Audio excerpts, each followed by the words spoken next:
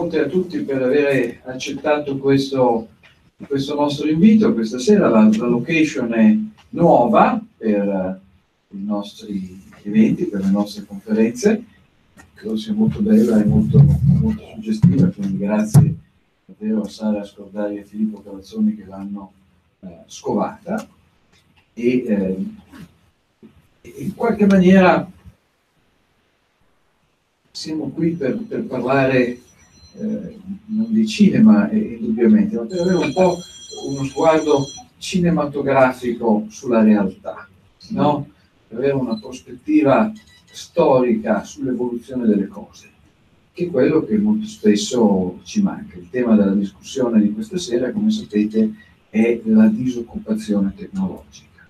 La disoccupazione tecnologica è un tema che ricorre spesso nel dibattito pubblico negli ultimi mesi e è anche considerata da molti uno degli argomenti più forti rispetto a proposte quali il reddito di cittadinanza, se non addirittura il reddito di nascita, come credo sia stato ribattezzato nei giorni scorsi dal fondatore del primo partito del nostro paese. Però, come dire, molto spesso la discussione su questi temi va per fotografie, no? Per singoli scatti. E quello che invece si finisce per dimenticare è l'andamento del tempo. Per esempio anche il fatto che talune paure, oggi molto presenti, non sono diverse da paure, da timori che abbiamo conosciuto in altre fasi della nostra storia e alle quali in qualche modo lo stesso sviluppo ha dato risposta. Abbiamo il piacere di avere con noi questa sera una grande amica dell'Istituto di Leoni, uno dei maggiori storici economici viventi, la professoressa Deirdre McCloskey. Come tutti sapete, la professoressa McCloskey ha uno straordinario percorso scientifico che ha portato a occuparsi di storia economica, essendo una delle prime studiose che hanno fatto nascere la cosiddetta filmetria, la storia economica fatta un'attenzione ai numeri e alla statistica prima non tanto marcata. Si è occupata all'epoca di questioni che attengono alla storia economica britannica, soprattutto la razionalità dell'agricoltura dei campi aperti.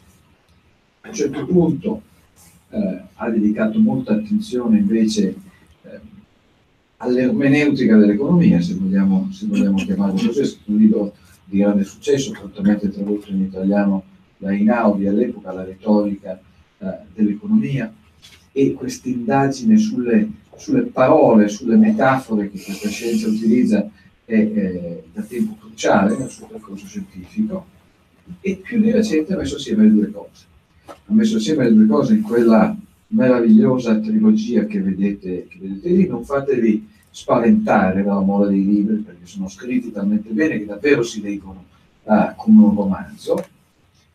E in questa trilogia sulle virtù borghesi, bourgeois virtue, bourgeois dignity e l'ultimo bourgeois equality, ciò che la professoressa McCloskey fa è cercare di spiegare il grande fatto con cui tutti noi dobbiamo confrontarci, che troppo spesso ci dimentichiamo dal momento che la nostra attenzione è sviata dalle tante imperfezioni, dai tanti problemi del mondo contemporaneo. Il grande fatto della crescita economica moderna. Abbiamo cominciato a crescere, abbiamo conosciuto cose che non conoscevamo di fatto fino a 250 anni fa. Cerca di spiegarlo ricorrendo anche alla sua esperienza, al suo interesse invece per l'appunto, per le parole, per il linguaggio, per i simboli che testimoniano in questo caso, nella sua prospettiva, un profondo cambiamento culturale. L'idea di fondo di questi 3 volumi è che le spiegazioni comunemente avanzate per spiegare la rivoluzione industriale, per intenderci, in genere lo straordinario cambiamento che l'economia dei paesi occidentali da prima e non solo loro oggi hanno sperimentato, queste spiegazioni sono tutte in una certa misura valide, sono tutte in una certa misura interessanti, ma sono insufficienti. Siccome sono insufficienti bisogna guardare altrove, bisogna cercare che cosa è veramente cambiato, che cosa ha segnato un prima e un dopo. E ciò che è veramente cambiato, secondo la professoressa McCloskey, è la cultura, in particolar modo il modo nel quale la cultura riconosce le professioni mercantili, la borghesia, in buona sostanza, l'economia, il lavoro produttivo. Nel nostro piccolo anche noi abbiamo pubblicato un libretto della professoressa McCloskey, che ovviamente, essendo noi molto favorevoli a questa visione positiva delle professioni mercantili, dobbiamo necessariamente ricordare che è in vendita all'uscita di questa sala alcuni anni fa, e di recente abbiamo pubblicato un libretto intitolato Tutti gli errori di Piketty, il quale mantiene le sue promesse, cioè veramente illustra, spiega, presenta tutti gli errori di Piketty, nel quale c'è un bellissimo saggio della professoressa McCloskey, che è in realtà la cosa più corposa, più significativa del volume. Come sempre, quando Deirdre ci fa l'immenso regalo di venirci a trovare, noi l'abbiamo sottoposta a un grandissimo stress per la giornata di oggi, quindi l'abbiamo fatta lavorare molto, ma uno degli autentici privilegi di stare in sua compagnia è che, al di là della grandezza dello studioso, della sua originalità, uno vede veramente come per alcune persone insegnare è una seconda natura.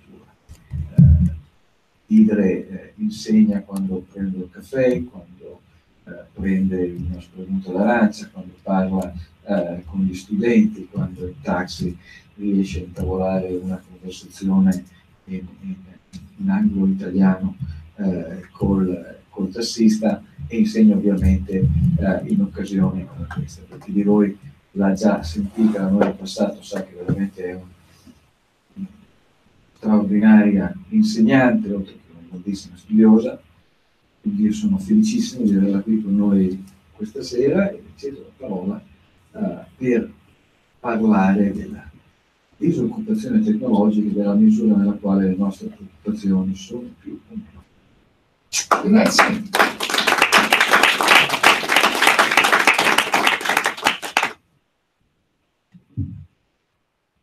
So, oh well, I was hoping you would ask me a question. No, I just wanted you to go. My question will be detrimental to the learning process. Okay, well,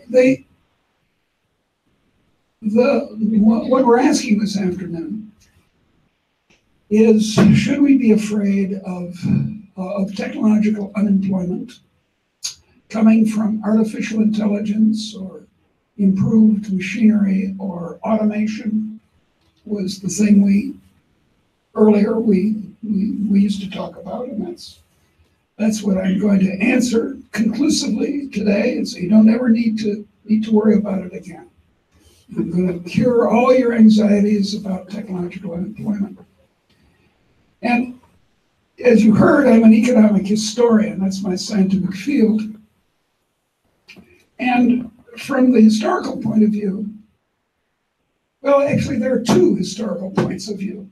From the point of view of the actual economy, the real economy, the economy of Italy or the United States or England or whatever, there has never been large amounts of technological unemployment, ever.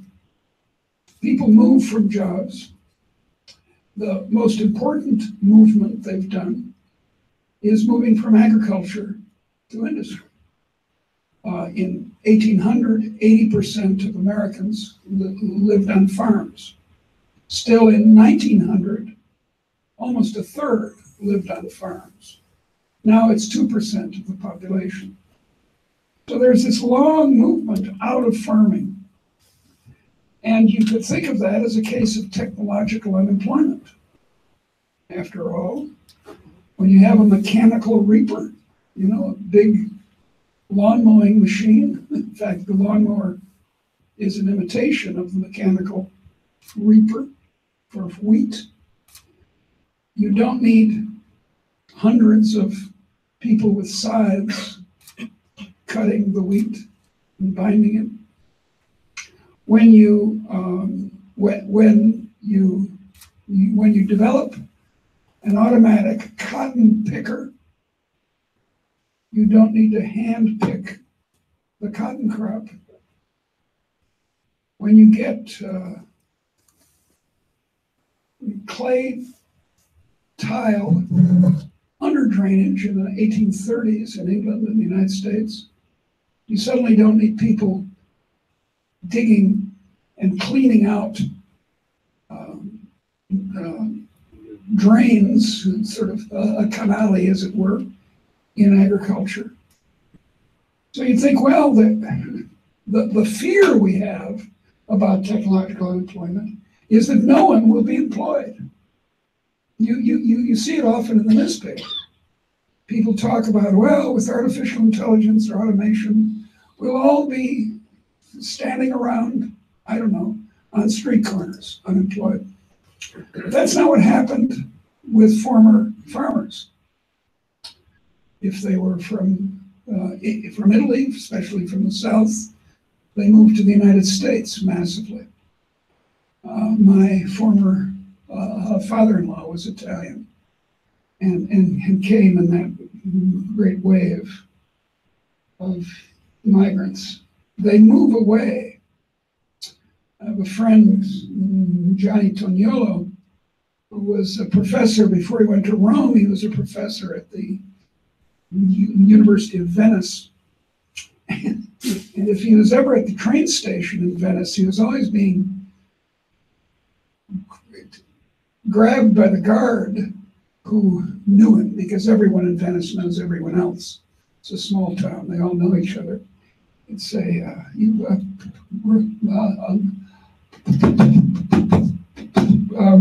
Professore, come help me with this Nonna who has come up from the South. I can't understand what she's saying. She had come to see her son, who had moved to the Venice area, at least, for work. So that's what happens. People move, and they change jobs. They become urban factory workers in the north of Italy instead of peasants, farmers in the south. And that's happened over and over and over again. It's the history of economic history. It's what's happened in our past. And so there's movement out of industries and into other industries all the time. Now, in former times, say before 1800, there was quite a lot of stability in occupations. If your father was a shoemaker, you became a shoemaker. If your farmer, if your mother was a farm wife, you were a farm wife. It just the way it was, more or less. But since 1800, essentially, first in northwestern Europe and England and Holland and the American colonies, there was this tremendous increase in the rate of innovation. I mean, let me do it for you. I'll be behind the blackboard. And we go from the caves to modern times, and we're talking about 300,000 years of slow improvement, but then population increases and diminishing returns means that we don't really gain anything. Up to 1800, and here's the present. Here's 1800. Here's the caves. Here's 1800, and it goes. Whoosh. There's this tremendous increase in income, and it spreads from northwestern Europe to France and Germany and to northern Italy, especially. And so the rate of innovation increases, and therefore the rate of new jobs rises, and the rate of obsolescence, disappearance of the old jobs. But this, if we have a certain amount of flexibility, this works out quite well. Because on the whole, when people move, they move from, as I said, agriculture in the south to the assembly line of fiat in the north, and they're better off. Of course, any change is going to hurt someone. If they develop an artificial intelligence professor of economics and history to give talks like this, then instead of me, you'll have this machine. I am a professor of history and economics. I'll pretend to be the machine. And that'll take care of it. I'll be out of a job. But if I'm flexible, I'll go find something else to do. I'll become a journalist or probably more likely a movie actress. Be on the big screen. If there were roles for old women, it would work out. But there's always been innovation, but the rate of innovation has dramatically increased in the last 200 years with an amazing result.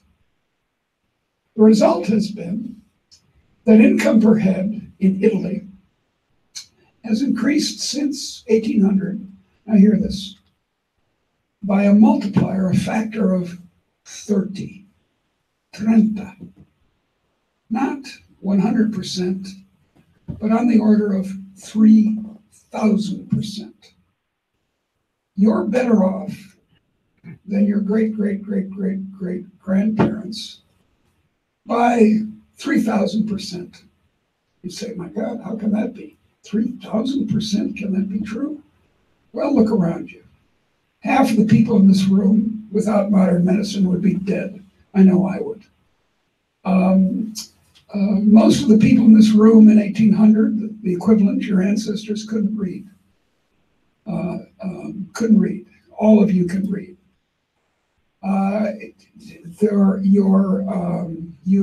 You came here by machina, by automobile, or you came in a new taxi, or indeed on a tram for that matter. These are all miraculous innovations by the standards of 1800. And this goes on and on. Your food is cleaner. Your food is better.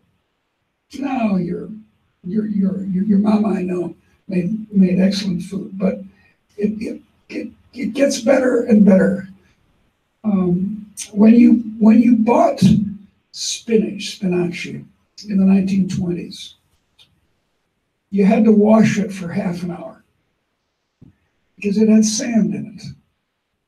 And you'd go to the greengrocers and buy spinach, but then you'd have to wash it. Now it's in a plastic thing. You don't have to wash it at all. You instantly put it into your salad. And I could go on and on about this, and I have in these books. I give many, many examples that justifies this 3,000%.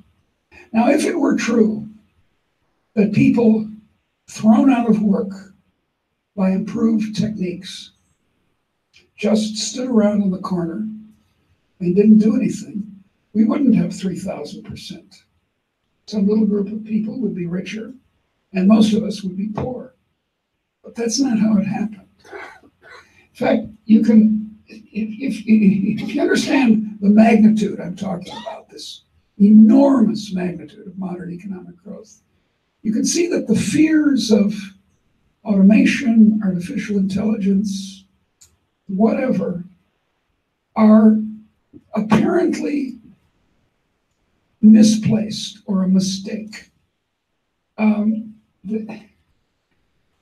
Ever since the beginning of what I call the Great Enrichment, which is in the 1800s and then in the 1900s, the Great Enrichment. And I think it's fair to call it great if it's 3,000%. Ever since then, people have been worrying about unemployment caused by technological change. Even the great economist, David Ricardo, worried about this. And economists and observers of the economy and workers themselves have been worrying about it ever since. And if it was true, we'd all be poor.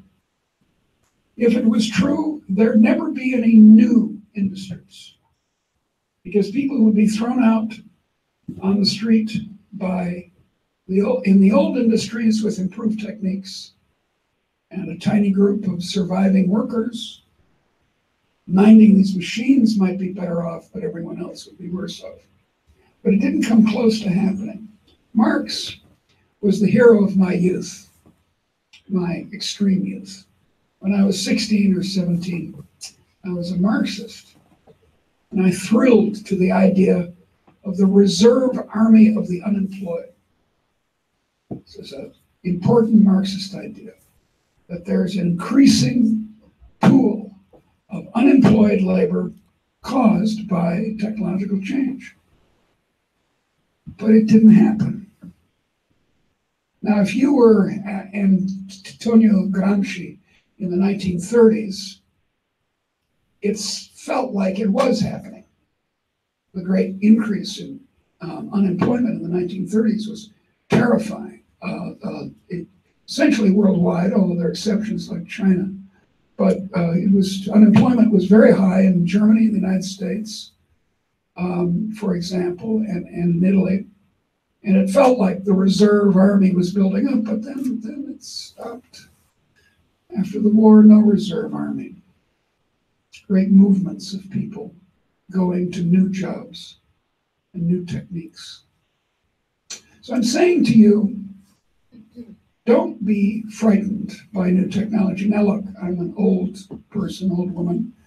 I have to admit that I'm very irritated by the new technology of what I insist on calling a tape recorder, which I brought with me to Italy. It's supposed to be a tape recorder that you can talk into, and then it talks to your computer and makes it into printed text. Very nice. But I can't figure it out. It's driving me nuts. I'm going to have to hire someone under 30 to solve it for me. So I understand this irritation with the new technology, and the spooky fear, the scary music comes on. And you think that everyone's going to be impoverished by this, and it doesn't happen. People will say to me when I make this optimistic claim, they'll say, well, but artificial intelligence is something new. And I just don't think so. Adding machines, the old kind, the mechanical ones, they were artificial intelligence. People used to be employed, they were called computers, used to be employed to add up long columns of figures. This was after the invention of the adding machine, but before the invention, they were still called computers. And they were women, masses of women adding up long columns of figures. That disappeared with the coming of the computer. I remember buying my first computer, not really computer, an adding machine, electronic adding machine. And it could do what now you could do with a little teeny chip. You can do it on your, on your watch or something smaller very easily. These machines replace our physical actions, like a steam engine, but they also replace our mental actions, like an adding machine or a tape recorder. St. Thomas Aquinas, Tomas of Aquino, or Aquino, I forget where the accent is, Aquino, I guess. Aquino? What is it? Aquino. He used to have a scribe in each corner, someone to write down what he was saying. One here, one there, and one there. And he'd move around the room. He would speak to one of them, some text. He would speak to them. He was making it up in his head. Then he moved to the other one because now this man had remembered the paragraph or the few sentences that Tomas had said to him, and he'd be busy writing them down. Then he'd go to this one and do the same thing, and that one and that one. And those are mental activities. The remembering of what Tomas was saying. And then by the time he had gotten back to this guy, he had finished writing down what Tomas had said, and then you see, it was a tape recorder. It was like this damn thing that I'm trying to make work. It's just so irritates me. But still, you see, the machines substitute for both our physical actions and our mental actions. Automobiles are filled with computers now, and they make judgments about all kinds of things. They're equipped, some of the fancier ones are equipped with warnings. If you get close to cross the middle strip or get too close to the edge or too close to another car, they'll say, be careful, or something. So I think we need to stop worrying about technology. Now, you might say, well, how about all these people who got hurt? As I said, I would be hurt if the artificial professor was kind of created, and it might happen. Here's the problem. In a modern economy, like the Italian economy or the American economy, I hear this figure. I've told you one number of how much we've grown per capita from 1800 to the present, factor of 30. This is astounding.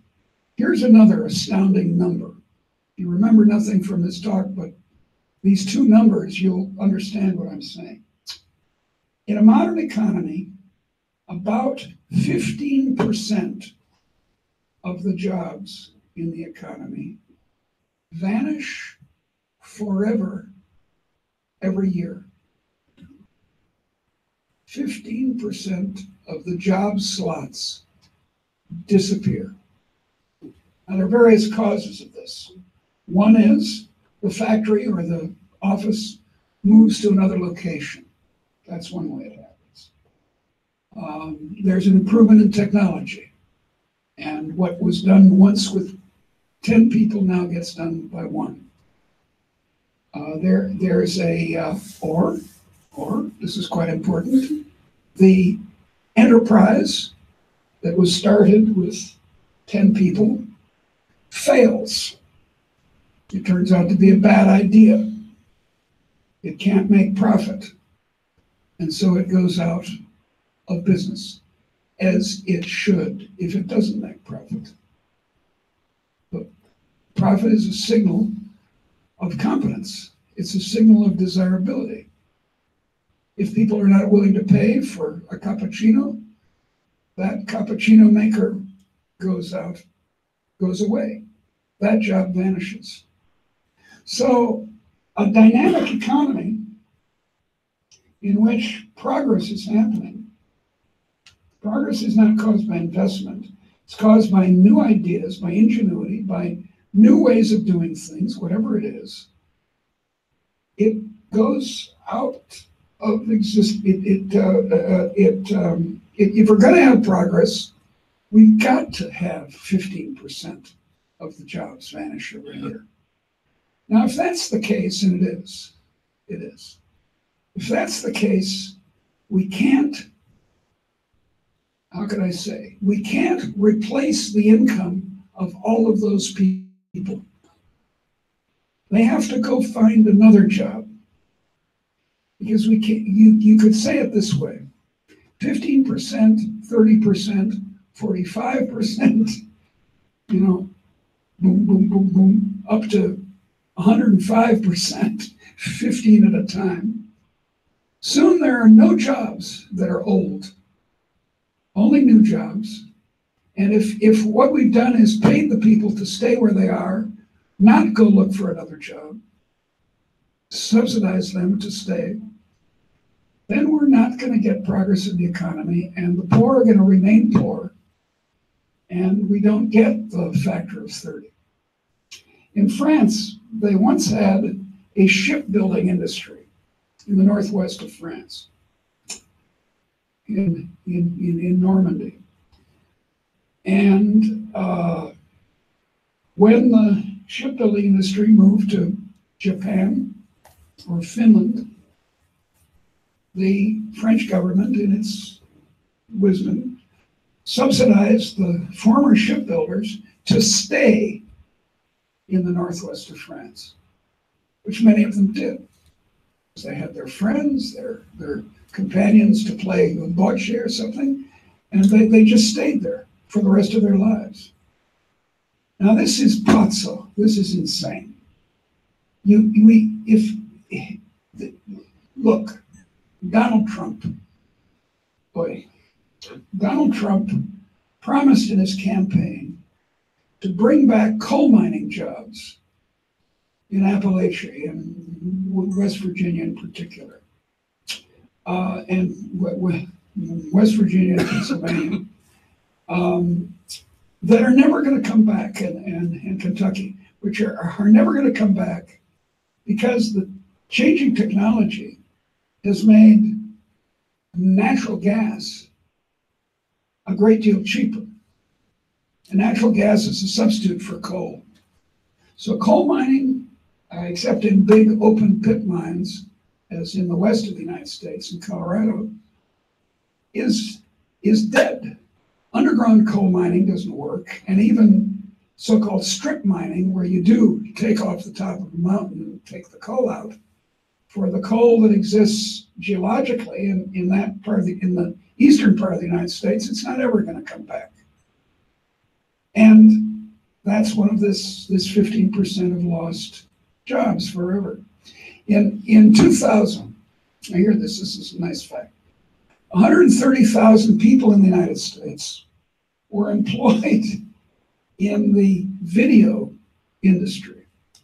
Movies, you remember the old videos? You'd go to the store and get them. Now, 0% people are employed in that industry. 130 people lost their jobs, the jobs they had before, forever. So there's a deep fallacy here about, well, part of the problem is that people think of jobs as slots. They think of jobs as, we need so many nurses, so many cab drivers, taxi drivers, so many professors, so many this, so many that, and this is kind of a mechanical way of looking at the job market.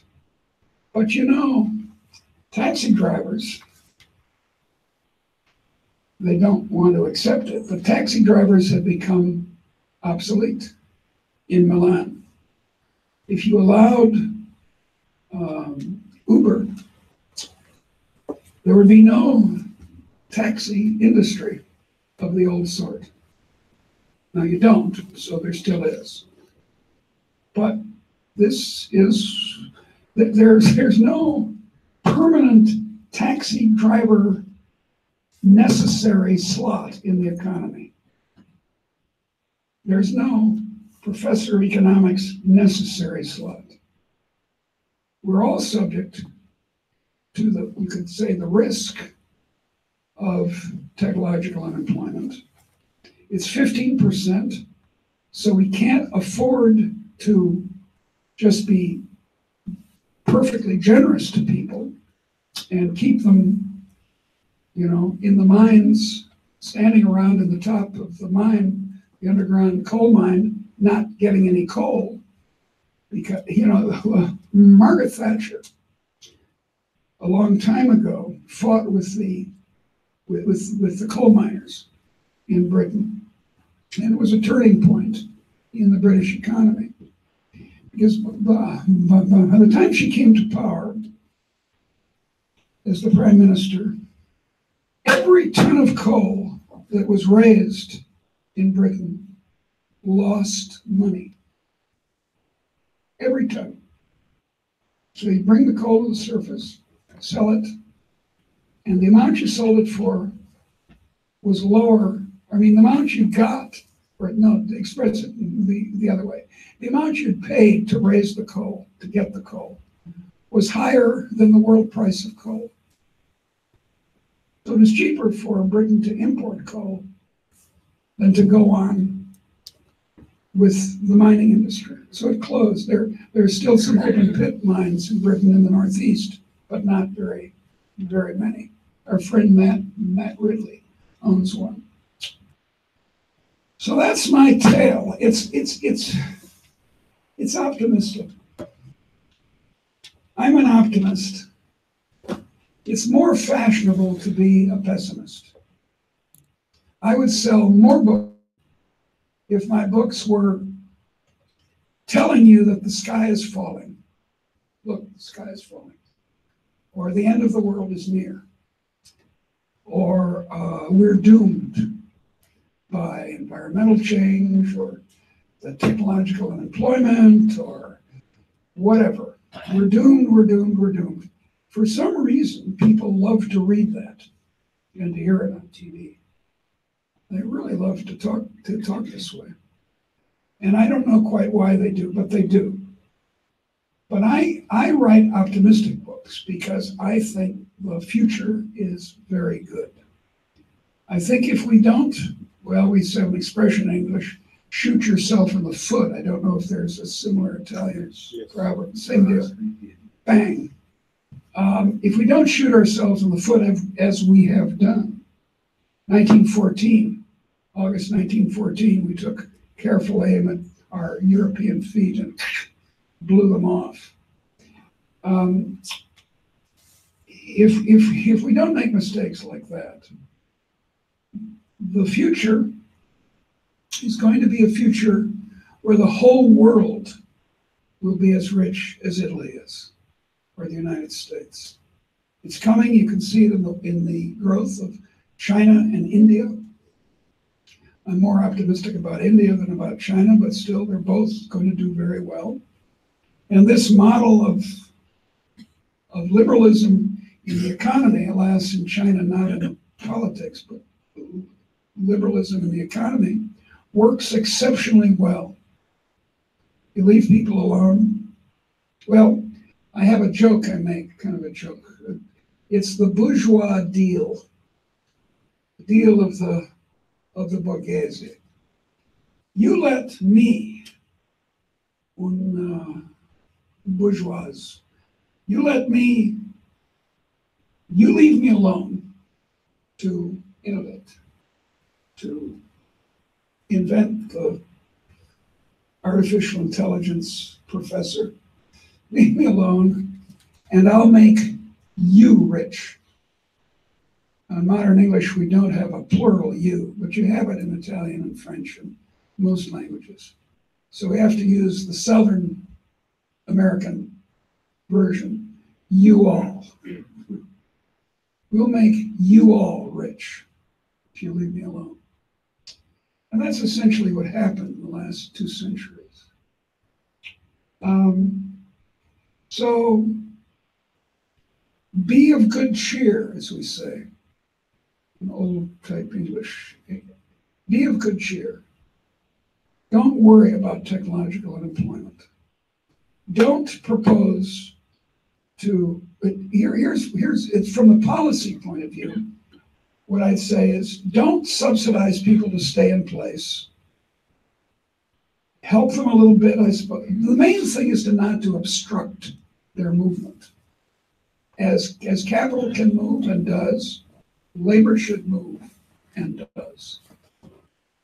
And if we move and if we're not fearful of the future and embrace innovation, the whole world will become rich. And okay, you might say, well, they're rich, so what? I agree. As it says in the Bible, if you gain the world and lose your soul, I'm not interested in it. I don't want to gain the world. I want to keep my soul. But in fact, people who are not worried about starving and not worried on a higher level if their children are going to be able to go to school, um, are able to focus, if they wish, on higher things. The art museums will be full. The explosion of human creativity when the whole world has been allowed to innovate and bring new resources to bear will be just astounding. It'll put 5th century Athens and the Italian Renaissance in the shade. We have a great future available to us if we will not let the gloomsters, you might say, the people who say, oh, the world is coming to the end, we've got to stop industrialization, we've got to go back to traditional economy because we lose jobs, it's the end of the world. If we can prevent those people from stopping us, the world is going to be much better than it is now. Let me ask you a question. You mentioned sources of innovation. Yes. You said, innovation is not coming out of investment. No. Which would be counterintuitive to many people. Yes. I think, I suppose some people will reply to you by saying, well, yes, tinkering was something we had in the 19th century, but these days we need science, we need big investment, we need huge university, we need government funding of science in order to get innovation at the end of the day. I don't think so. I don't think so, because I think most innovations, even now, and certainly, as you say, a century ago, were not based on science much. Now look, once you've invented the laser, you then think of all kinds of ways to use it. And it becomes engineering, and then finally technology. It becomes, in a way, simpler. Now, of course, it comes out of science. The electric light came out of scientific discoveries in the early 1800s, and then many attempts in the late 1800s to invent the electric light. It's not just Edison. Americans claim it's Edison. Well, it wasn't just Edison. People in Italy and England and Germany and France were all trying to do that. And then finally, Edison and others succeeded. But once you've done the basic science, once you know about electricity a bit, then it becomes ingenuity. It becomes, then you learn to make other kinds of lights, which involve no extra science. There's no more science. This is a floodlight. It's not a reading light, it's a floodlight. You can learn to then do spotlights for theater, right? Spotlights. And you can do, right? You understand what I'm saying? The input of science in some industries is the original input, so to speak, the beginning, but then it stops.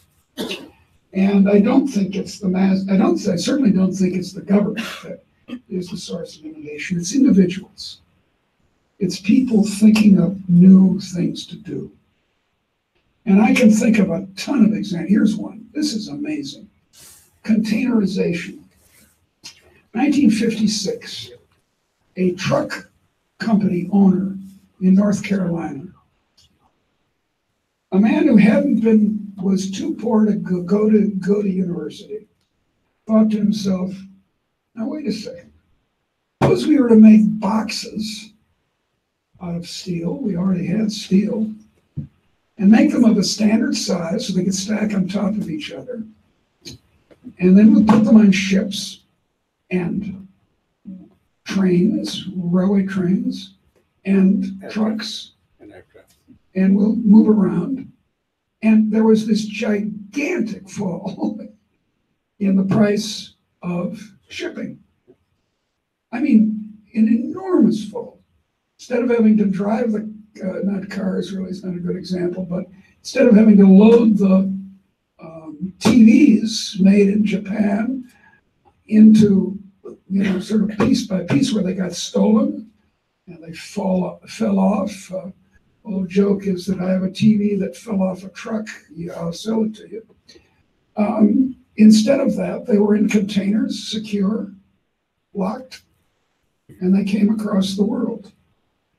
And that's got nothing to do with science. It has to do with ingenuity. Is the pace of innovation increasing or not? It's not increasing. You can see this in the productivity figures. In fact, there's an anxiety that many of my colleagues in economics have that the pace of innovation in a place like the United States or Italy is going down. Now, I really am a little doubtful if that's correct, that they've done the numbers correctly. But in any case, I don't worry about it too much because all these other people, the Italians and the Indians, that's 40% of human beings are growing. Are growing at this 7 to 10% per year. In 2 generations, India will have the same income that the United States has now per capita. 2 generations, about 40 years. In 1 generation, if the Chinese keep going the way they are, and maybe they won't, but if they keep going at the rate they're going, the Chinese will have the equal income. Now, that means millions of entrepreneurs, engineers, inventors, who formerly were planting rice or operating a taxi cab will be inventing stuff.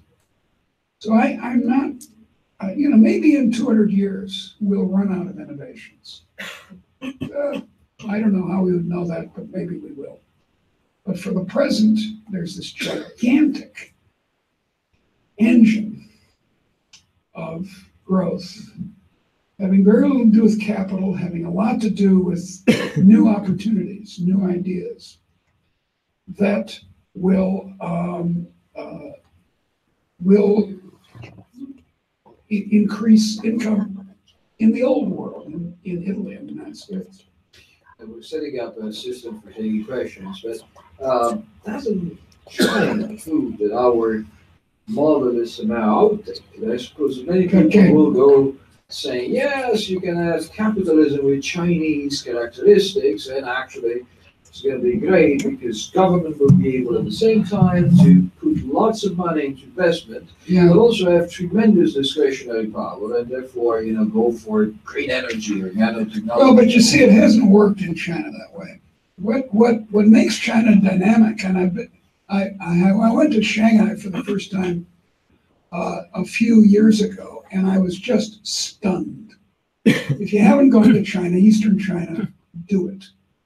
You will be amazed. It makes Milan or Chicago, where I come from, look like little towns.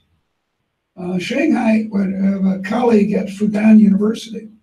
When he came to Fudan as a student, first-year student, in 1981, there were 2 tall buildings in Shanghai, two Western hotels. Now there are 2,000. And by tall, I do not mean 12 stories. I mean 80 stories. So those were done by private enterprise. The problem in China is they've got a lot of state enterprises still run by the Communist Party and for the benefit of the Communist Party. And that may be their downfall. If they can't, a lot of these were privatized or closed down, but if they can't do it fast enough, if they can't get away from this model of letting the state do the investment, they won't be growing at 10% a year. In his book on China, Ronald calls together with Nin Wang, he wrote his book a couple of years before dying, Coase observes that one of the problems with China is actually that since the market for ideas, as in like also, is censored. It's not open. It is highly politicized. It's very difficult for innovation to develop and sparkle. That's the key. The reason Italy is rich is Italians. Not investment, not government policy, but Italians. You take a look at my purse.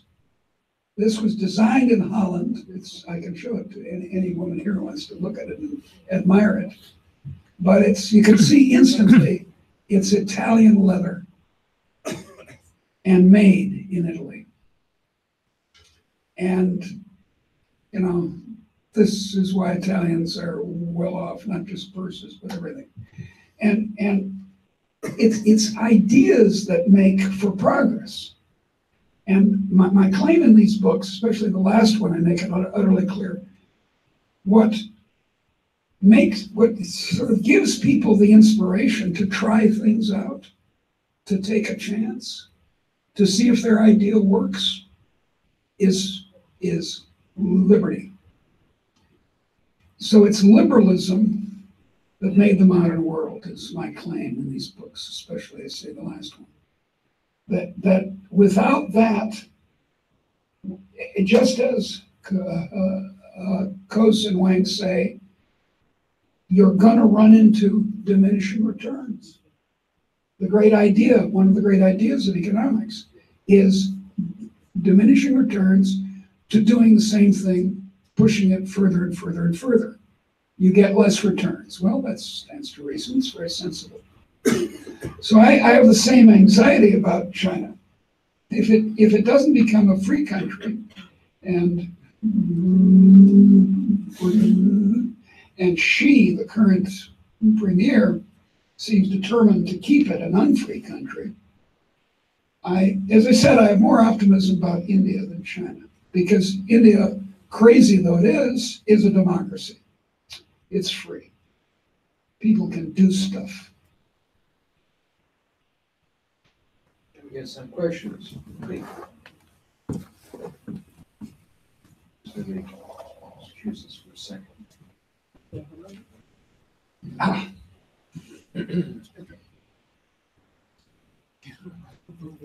What's the matter?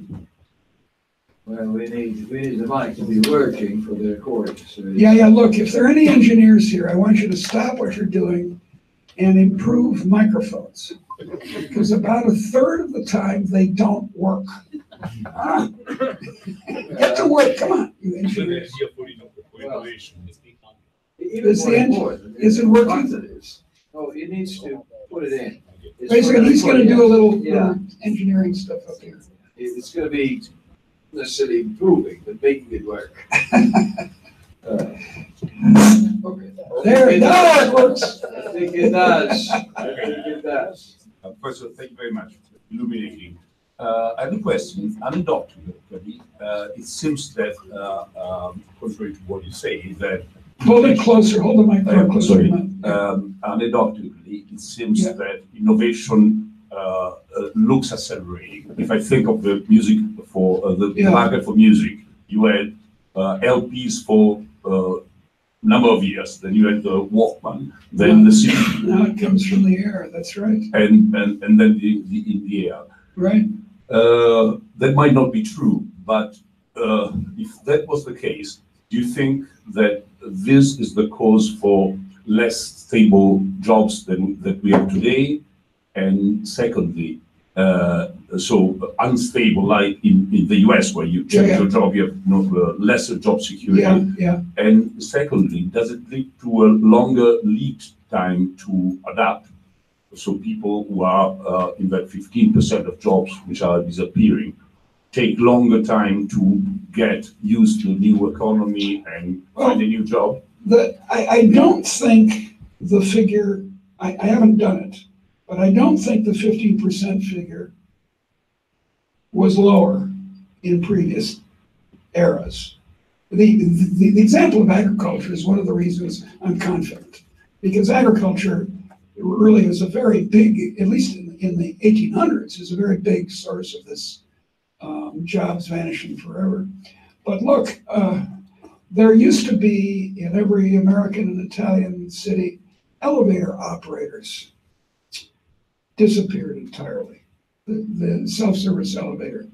I mean, in large buildings, in small buildings, it's always been self-service. Telephone operators. There were hundreds of thousands of women employed as operators in the 1940s, and then it disappeared. So I'm not, I'd have to check it out. And if it were, if in the 1940s it was more like 5% instead of 15, that would be a big change. But I somehow doubt it. And remind me of the second part.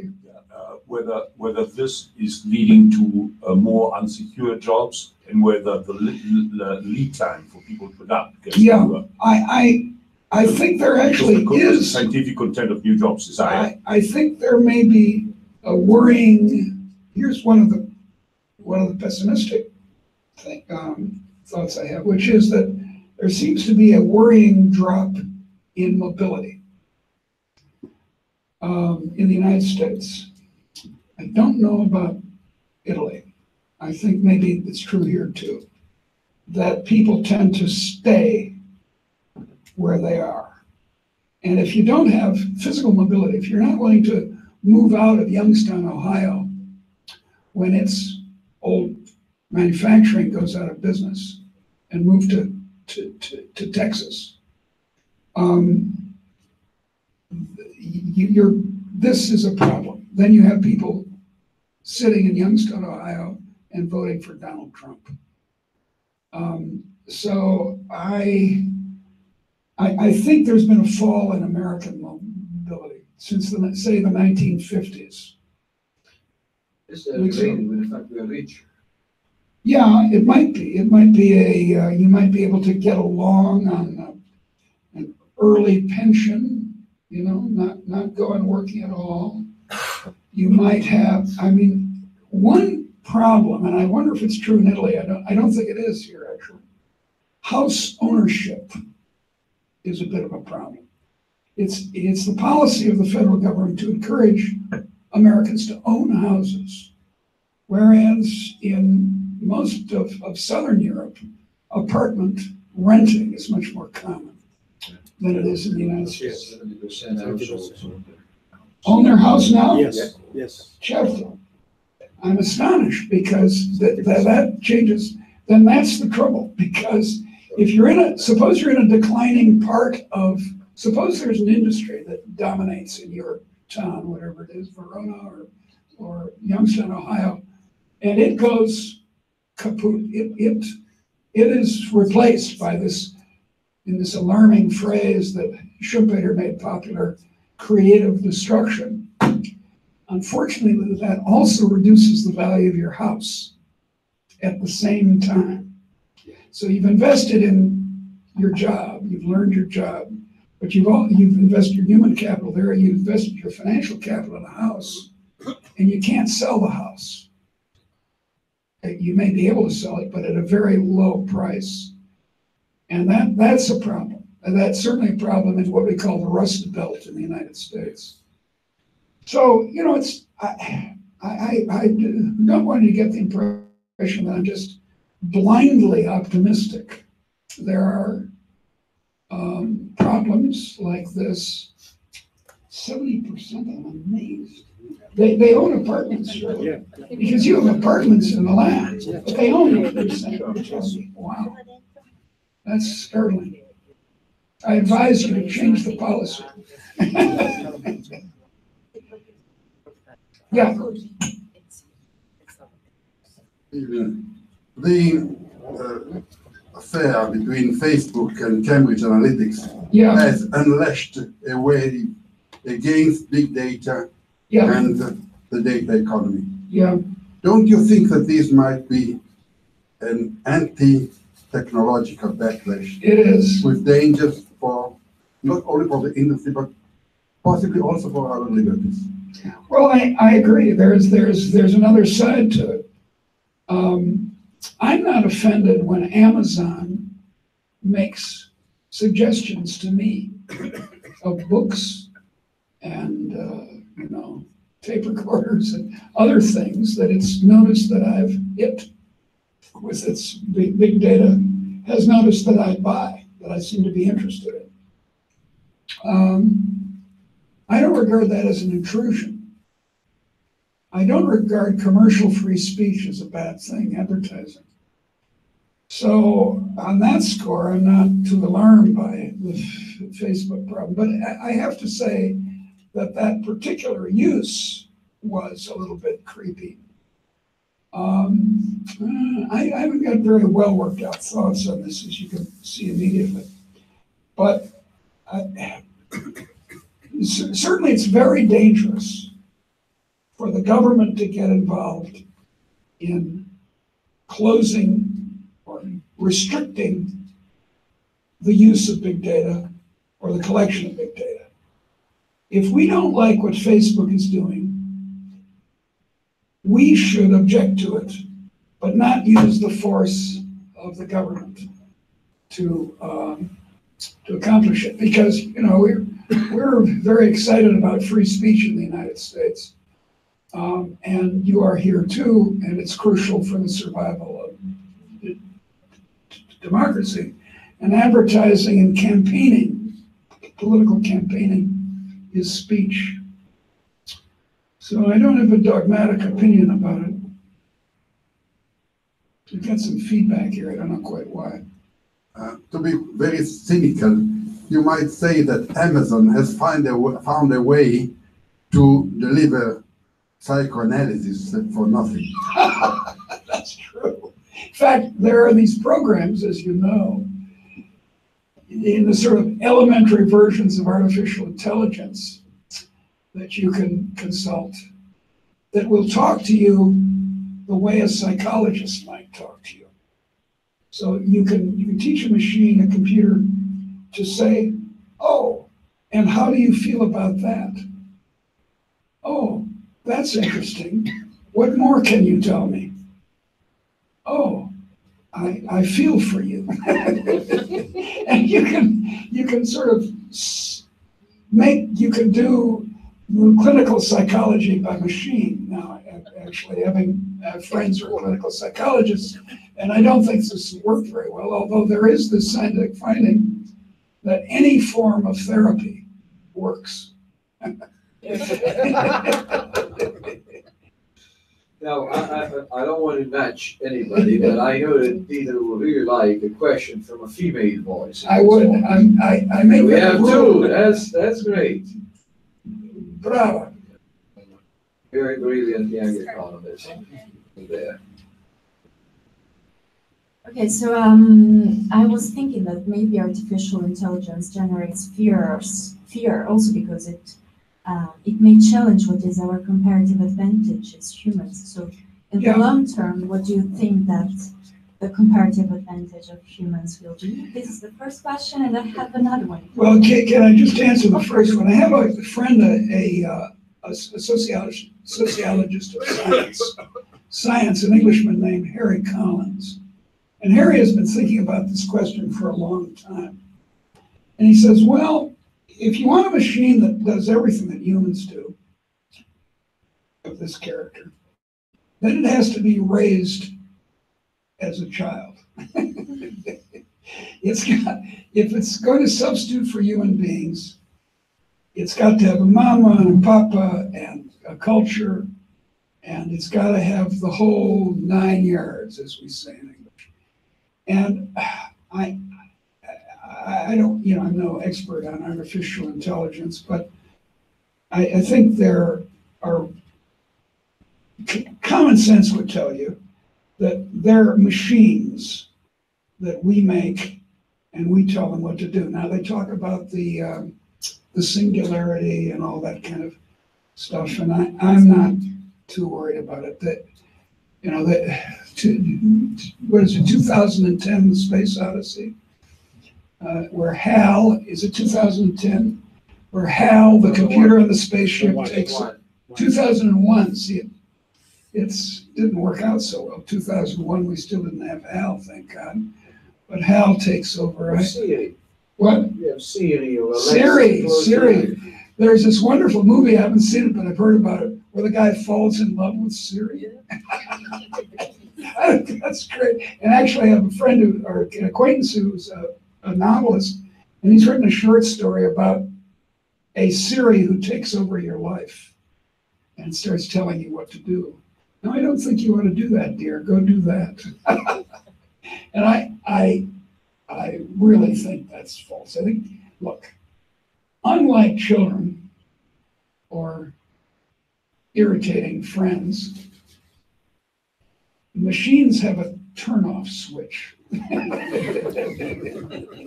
What's your second question? My second question is maybe more a joke than a question, but do you think that Elon Musk read Pomeran's theory about coal and colonies as a way to defeat the diminishing returns and Malthusian constraints? Coal, I don't know, who's this Pomerantz? Which Pomerantz? The theory about coal and colonies to defeat diminishing returns. Do you think that conquering Mars will be? This is Kenneth Pomerantz? Yeah. The historian. Yeah. I've been arguing with Ken for a long time about this. I think he's wrong about coal. He thinks that coal, everyone thinks that coal, my friend Matt Ridley, we were just mentioning, he thinks that coal is the source of all our riches and so on.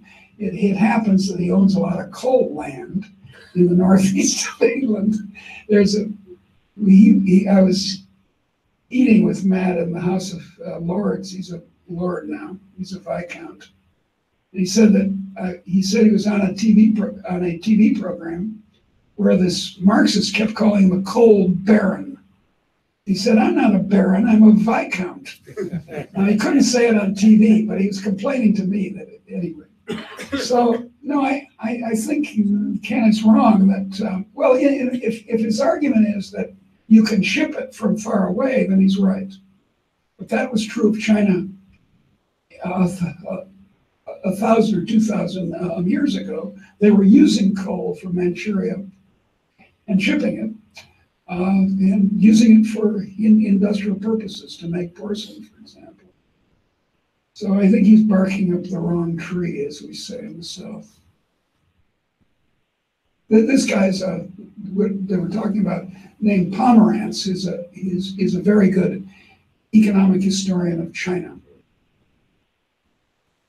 But he's a man of the left, and he wants capitalism to fail, or to be a failure. And we've got another female voice. Good. So you said before that the key for capitalism and innovation is to keep moving from old jobs to new jobs. Yes. But compared to 100 years ago and even more, of course, specialization is way much bigger. So my question is, do you think that society and especially governments are going to be able to provide enough scholarization and skills and competences for people to be enough flexible to make this change between jobs, especially considering that education is very expensive, especially in some countries, for example, like in the US. Yeah, well, I would argue that there's kind of an education excuse that people give. For example, for high unemployment among young people, which is an international problem and is very dangerous. They say, well, they're not educated enough. That's why they don't have jobs. When actually it's because of the government that they don't have jobs.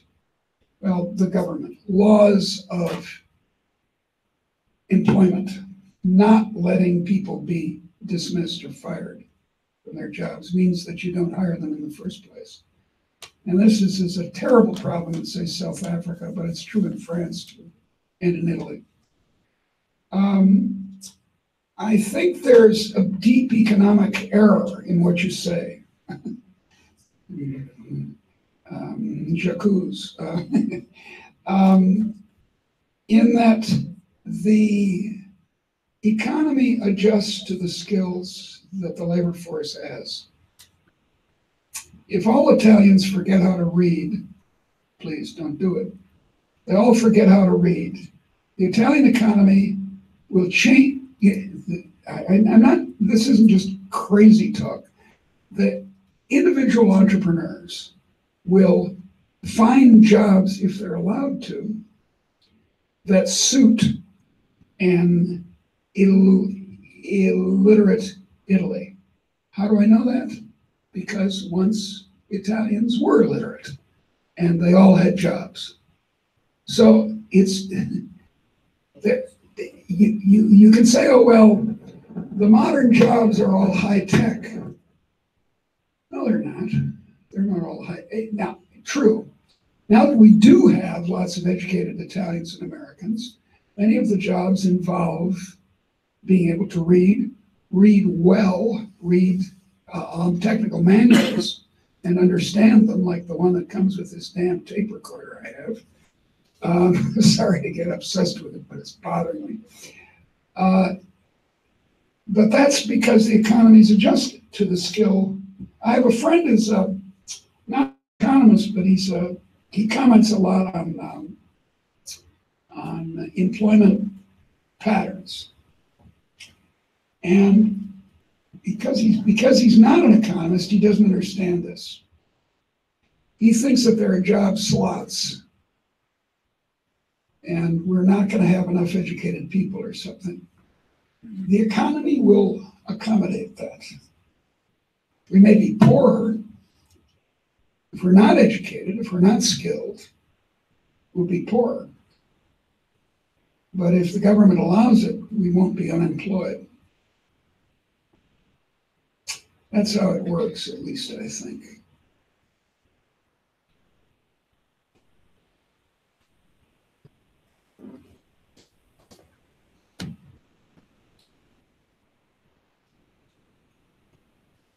One question about your optimism. Yes. Which of course I share and I hope so. But I think one thing that is very different with respect of the past centuries is really the people attitude toward technology and innovation. In Italian media, the fact that the self-driving car yesterday has killed a person, and it seems with no fault, has received a bigger coverage than the Elon Musk exploration of Mars. It's a good way to put it. And for sure, more emotional participation among common people.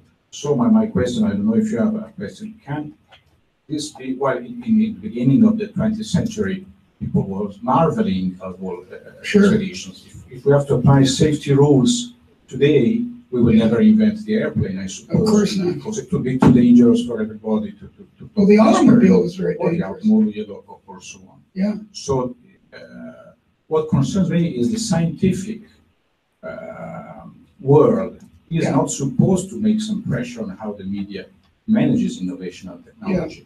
Because what is amazing is that there seems to be very little effort by those who know how technology impacts life and try to propose a better view of that with respect to the people attitude today. Yeah, I can build on that for a second. Go ahead. I think it's a very good point in the sense that the way in which the public debate works these days may magnify, Luddites' attitude for what you said before, bad news, better, and all of that. But I wonder if that hasn't some particularly dire consequences for places like the south of Italy, which is depressed areas within relatively prosperous economy. Because clearly, for example, the weight of regulation is far more destructive to the southern economy than it is to the northern one. Is it? It's they're poorer, by over-regulating them, even more disincentivizing them to get into entrepreneurship. So you may end up having poorer areas in the world where legislation is not so minute, is not so complex, is not so difficult, and you may have even worse consequences for the poor of the north of the world. Yeah, I can see that. And look. The automobile, when it was first invented and first became popular, first became cheap, killed a lot of people. You can say that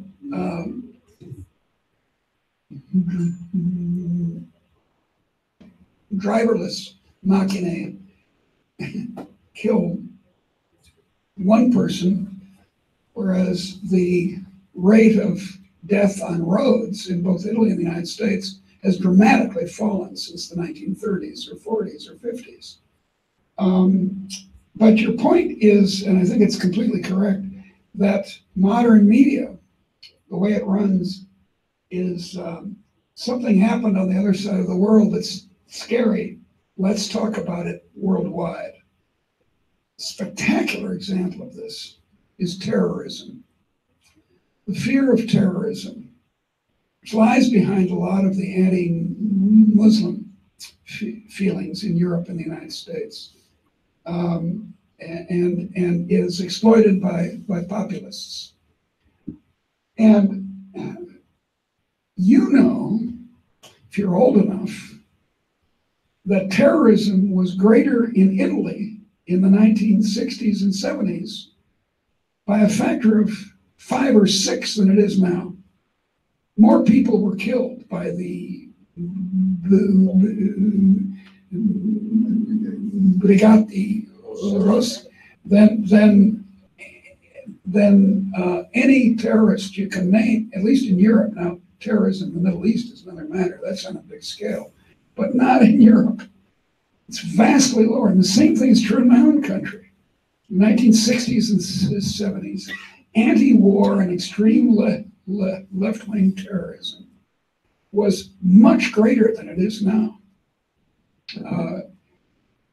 And it's because of the news. My mother is 95. And she says the world is coming apart. I say to her, Mom, don't you see what's happening is that the world is becoming an echo chamber. You heard way in far Italy, you heard about the driverless car that killed someone. In the 1950s, you wouldn't have heard about it. And you wouldn't have been made to be afraid. So yeah, there's a danger there that well, as you're saying, the danger is we look to the government to protect us for everything. And look, there's an earthquake in southern Italy, we ought to help each other. I like that, and through the government, if necessary, of course. But there is this tendency to say, something bad happened, therefore we need more regulation. And it's a non sequitur. A great economist at UCLA, Armin Alshin, was teaching the elementary economics course to 800 undergraduates one day, the day after the Challenger disaster. And he came into the class and said, is NASA, the National Aeronautic and Space Agency, spending the optimal amount on safety? And the students said, oh no, look what happened, the Challenger disaster. And Armin Alshin spent the next hour persuading them that there's a disaster doesn't mean that there should be more regulation. Maybe it was optimal, because it's a dangerous occupation, to occasionally have a spaceship blow up or burn people up. Very hard to sell, alas. Yeah, very hard to sell. There are any some other questions? Okay. Oh, prego. Okay, thank you.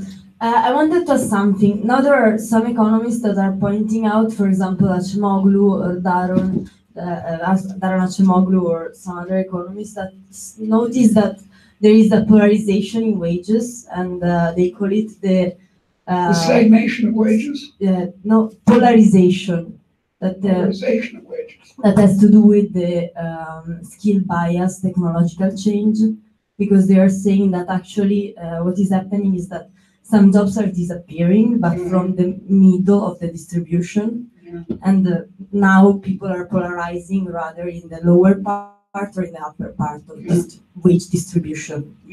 So wouldn't that be a problem if actually technology is bringing an increase in inequality for social cohesion and more innovation, for example? Yeah, well, that might be a problem. I am a little dubious about the proposition that poor people are getting poorer, which it probably is not what Asimov entirely means. He means that there'll be low-skilled jobs of cleaning offices and high-skilled jobs of being professors, although professors don't make very much money, so I'm not sure that works. But I kind of doubt it. Look, the skilled working class trades, being a plumber is a high income job in the United States at least, and presumably here. Cleaning, though, is not a high skilled job, and I admit that I understand that. I don't know, I'm not look, economists have a terrible record of this kind of prediction. I had a colleague named Freeman, Richard Freeman, who is now at Harvard. He was at the University of Chicago, where I was teaching. And Dix wrote a book in the 1970s called The Overeducated Americans.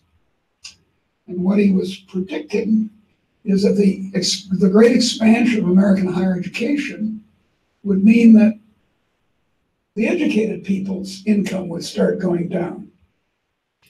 Al contrario, it went the other way. And Dick's prediction was completely wrong. But in case that would actually happen, wouldn't be the government in need of trying to eliminate the inequality and permit some redistribution? Like, would the market do it itself? Yeah, it would in the long run, because if you make education more valuable, more and more people will do it. If you make becoming a plumber extremely valuable, I just paid $250 for half an hour by a plumber, work of a plumber in my house, fixing a toilet, $250. So the economy has a tendency to correct just what you're talking about. And the government is a clumsy tool. I'm always surprised when I hear Italians advocating for government action. As I said, there's a role for the government. I'm not denying it. But in these polls of competence and honesty of government, run by a group of Transparency International in Berlin, the top countries of 176 countries are, surprise, surprise, Denmark and New Zealand. And the bottom is Zimbabwe and North Korea. Okay. So where does Italy fit in this? In Italy, in the last one was 60th. And in the one a couple of years before, it was 75th, just above Vietnam and below Kyrgyzstan. And if the government were a bunch of geniuses, well-disposed geniuses, as apparently they are in Denmark, I'd be willing to let them try to help this. But there's a long history of government failure in most countries in the world. Take the top 30 in this index of honesty and competence in government. Portugal is the margin. Top 30 out of 176. What percentage of the world's population does these top 30 govern? 10%. 90% of the world's population is governed by governments that everyone agrees are corrupt and stupid, or both. So, I don't know. I don't want the government to, I don't know. I don't want to sound like an anarchist, and I'm not, but I'm a liberal, and I really worry about the about turning to the government. You know, there's an old joke in the United States, a slightly vulgar joke. What are the 3 most unbelievable sentences in English? First one is, the check is in the mail, right? It's coming, don't worry. The second is, of course I'll respect you in the morning. Of course I'll respect you in the morning. The third is, I'm from the government and I'm here to help you. Yeah, that's right. I worry. I mean, look, I've got cousins who work for the CIA, so, you know, I don't think they're all bad.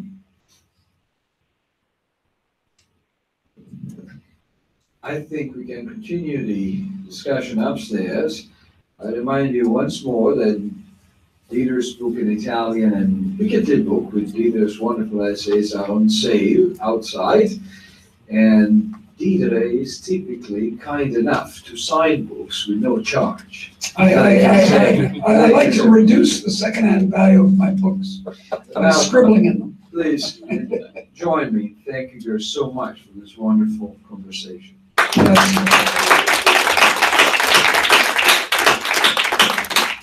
And I'm sorry that I couldn't do it in Italian, but I started studying Italian when I was about 40, and it was too late.